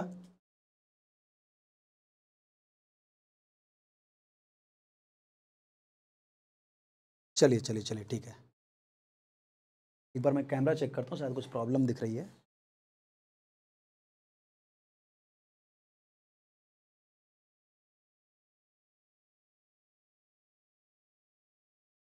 चलिए स्टार्ट करते हैं। क्या बोल रहा है आपसे कि which of the following alkanes can't formed by Wurtz reaction with better yield. इसमें देखो क्या है, मीथेन, आपको पता है ऑड नंबर के कार्बन के एल्केन, ऑड नंबर कार्बन के एल्केन, और आपका जो ऑड नंबर कार्बन के एल्केन होते हैं वो आप परसेंटेज यील्ड में अच्छा नहीं बना पाते। तो चलिए जरा सुनो, ये मीथेन है, क्या ऑड नंबर कार्बन है? यस, तो ये तो गया। क्लियर, ये नहीं बनेगा वुड से अच्छे परसेंटेज। ये देखो 2 कार्बन का एल्केन है, ये कितने कार्बन का है? 2 कार्बन का एल्केन है, तो ये तो बन जाएगा इवन नंबर कार्बन का एल्केन है। यस, अब इधर देखो, ये 3 कार्बन का एल्केन है, ये ऑड नंबर का एल्केन है, ये वुड्स रिएक्शन से अच्छी परसेंटेज यील्ड में नहीं बनेगा। यस, ये देखिए ये 4 कार्बन का है, इवन नंबर कार्बन का एल्केन है, तो ये अच्छे परसेंटेज यील्ड में बन जाएगा। यस, ये देखो 1 2 3 4 5 6 7, 7 का मतलब ऑड नंबर, ये अच्छे परसेंटेज यील्ड में नहीं बनेगा। ये देखो 3 है, लेकिन साइक्लोप्रोपेन तो आसानी से बनता है, याद करो कि जब हम 1,3 डाई हैलाइड लेते थे, याद करो कुछ ऐसा, याद है? इधर Br, इधर Br, यहां से हटाया रेडिकल, यहां से हटाया रेडिकल, और जब इस रेडिकल को जोड़ते थे तो साइक्लोप्रोपेन बनता था, यानी ये तो बन जाएगा साइक्लिक कंपाउंड। अगला देखिए, नेक्स्ट देखिए, नेक्स्ट क्या होगा? ब्यूटेन, 4 कार्बन का, आराम से बनेगा। ये देखो 1 2 3 4 है, तो 4 कार्बन का, फिर भी अच्छे परसेंटेज में नहीं बन पाएगा। सर क्यों? ये तो इवन नंबर का दिख रहा है। अरे बेटा आप बताओ, ये 3 और 1 4, इसको बनाने के लिए हम क्या यूज करेंगे? इसको बनाने के लिए हम जो एल्काइल हैलाइड यूज करेंगे, 3 कार्बन का, देखो कैसा, यहां पे रेडिकल लगाया हूं, तो इसका मतलब एल्काइल हैलाइड एक ये यूज करेंगे, और एक कार्बन का आप यूज करोगे कौन सा? CH3Cl। अब इसका आप कराओगे वुड्स, बराबर। तो जरा एक बात बताओ, यहां पे क्या होगा?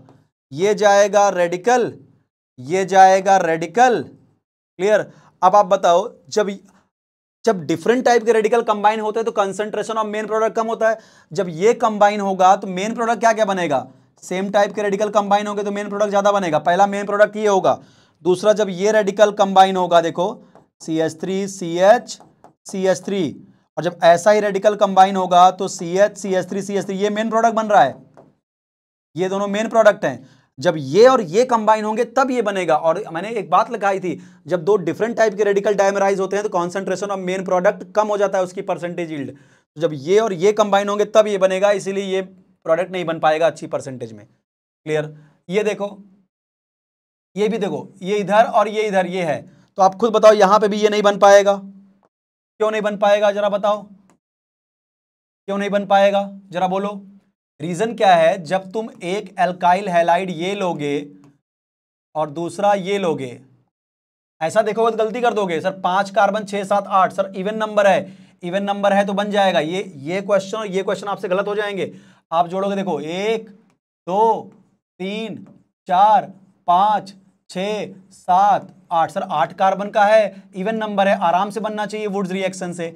बट प्रॉब्लम क्या है, मैंने एक बात बताई थी कि जब सेम टाइप के रेडिकल डाइमराइज होते हैं तब कॉन्सेंट्रेशन मेन प्रोडक्ट का ज्यादा होता है। जब दो डिफरेंट टाइप के रेडिकल डाइमराइज होते हैं तो कॉन्सेंट्रेशन उनका मेन प्रोडक्ट का कम हो जाता है। देखो, ये एक रेडिकल बनेगा, एक रेडिकल ये बनेगा, जब ये खुद में कंबाइन होंगे सेम टाइप के रेडिकल तो एक प्रोडक्ट ये बनेगा जिसका परसेंटेज ज्यादा होगा। जब ये खुद में कंबाइन होंगे तो एक प्रोडक्ट ये बनेगा, इसका परसेंटेज कम। जब दोनों कंबाइन होंगे तब ये बनेगा। और जब दो डिफरेंट टाइप के रेडिकल कंबाइन होते हैं तो क्या होता है, डायमरेशन की रेट कम होती है और आपका ये प्रोडक्ट मेन प्रोडक्ट का कॉन्सेंट्रेशन कम हो जाता है। तो इसका मतलब इसलिए ये नहीं बन पाएगा। ये दोनों मेन प्रोडक्ट माने जाएंगे, ये थोड़ा साइड प्रोडक्ट में काउंट होगा, इसलिए ये नहीं बन पाएगा। आई होप आपको वुड्स रिएक्शन अच्छे से समझ में आई हो। तो एल्काइल हैलाइड में हमने कवर किया आज क्या, पहला वुड्स रिएक्शन डिटेल में। क्लियर? चलिए अभी नेक्स्ट लेक्चर में अपन एल्काइल हैलाइड से ही मेथड ऑफ प्रिपरेशन पढ़ेंगे, लेकिन वहां पे हम कवर करेंगे क्या, Frankland reaction, Corey House synthesis और रिडक्शन ऑफ एल्काइल हैलाइड। तब तक के लिए थैंक यू, जय हिंद। कंटेंट अच्छा लगा हो तो चैनल को लाइक शेयर एंड सब्सक्राइब जरूर करिएगा। Thank you so much.